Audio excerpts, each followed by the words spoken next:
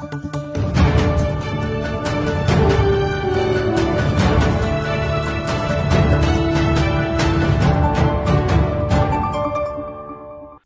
আলাইকুম। সুপ্রিয় দর্শক, সকলকে আলোকিত রাঙামাটির রাত ৮টা সংবাদে আমন্ত্রণ জানাচ্ছে। শুরুতেই জানিয়ে দিচ্ছি সংবাদ শিরোনাম। দীর্ঘ ৯ বছর পর রাঙামাটি জেলা ছাত্রলীগের সম্মেলন। স্বাভাবিক জীবনে ফিরতে জেএসএস সশস্ত্র সন্ত্রাসীর আত্মসমর্পণ। রাঙামাটি জেলা আইনজীবী সমিতির নির্বাচন অনুষ্ঠিত। চন্দ্রঘোনায় পুলিশের অভিযানে সাজাপ্রাপ্ত পলাতক আসামি আটক। সুপ্রিয় দর্শক, এতক্ষণ শিরোনাম শুনলেন, এবারে বিস্তারিত। দীর্ঘ ৯ বছর পর রাঙামাটি জেলা ছাত্রলীগের সম্মেলন। দীর্ঘ ৯ বছর পর রাঙামাটিতে বাংলাদেশ ছাত্রলীগ জেলা শাখার বার্ষিক সম্মেলন অনুষ্ঠিত হয়েছে। সোমবার ২৯ এপ্রিল সকালে ক্ষুদ্র নৃগোষ্ঠী সাংস্কৃতিক ইনস্টিটিউট মিলনায়তনে এই সম্মেলন অনুষ্ঠিত হয়। এ সময় জাতীয় ও দলীয় পতাকা উত্তোলন, পায়রা ও বেলুন উড়িয়ে সম্মেলন উদ্বোধন করেন অতিথিরা। সম্মেলনে জেলা ছাত্রলীগের সভাপতি আব্দুল জব্বার সুজনের সভাপতিত্বে উদ্বোধক হিসেবে উপস্থিত ছিলেন কেন্দ্রীয় ছাত্রলীগের সভাপতি সাদ্দাম হোসেন। সম্মেলনে প্রধান অতিথি হিসেবে উপস্থিত ছিলেন পরিবেশ, বন ও জলবায়ু পরিবর্তন মন্ত্রণালয় সম্পর্কিত সংসদীয় স্থায়ী কমিটির সভাপতি ও রাঙামাটি সংসদ সদস্য দীপঙ্কর তালুকদার।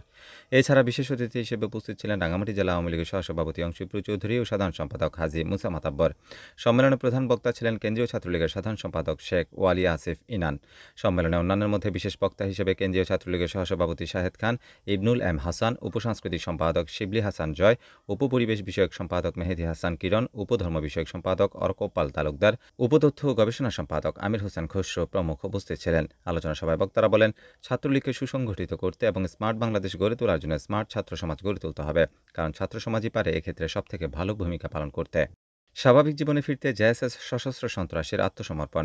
স্বাভাবিক জীবনে ফিরে আসতে রাঙামাটি রাজস্থলী উপজেলায় পাহাড়ি আঞ্চলিক সশস্ত্র সংগঠন জেএসএস এর এক সদস্য আত্মসমর্পণ করেছে বলে জানা গেছে। জানা যায়, সে দীর্ঘদিন ধরে সশস্ত্র সংগঠনের সাথে জড়িত ছিল। স্বাভাবিক জীবনে ফিরতে আত্মসমর্পণ করেছেন তিনি। রাজস্থলী উপজেলার ১ নম্বর ঘিলাছড়ি ইউনিয়নের বাসিন্দা। রাজস্থলী থানার ভারপ্রাপ্ত কর্মকর্তা ওসি ইকবাল হোসেন জানান, আত্মসমর্পণকারীর বিরুদ্ধে রাজস্থলী থানায় মামলা থাকায় তাকে রাঙামাটি জেল হাজতে পাঠানো হয়েছে। রাঙামাটি জেলা আইনজীবী সমিতির নির্বাচন অনুষ্ঠিত।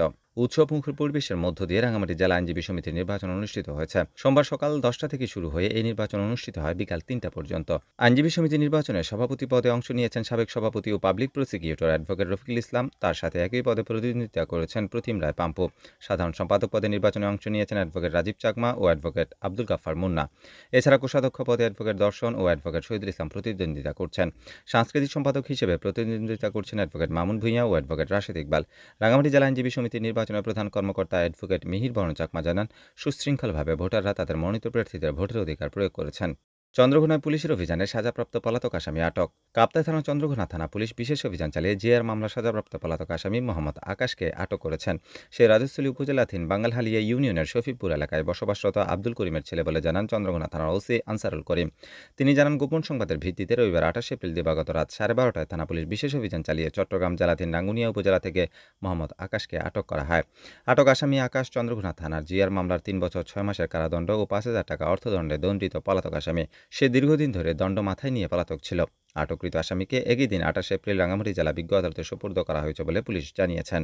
সুপ্রিয় দর্শক, এই ছিল আমাদের আজকে আলোকিত রাঙামাটি রাত ৮টার সংবাদ। ধন্যবাদ এতক্ষণ সাথে থাকার জন্য।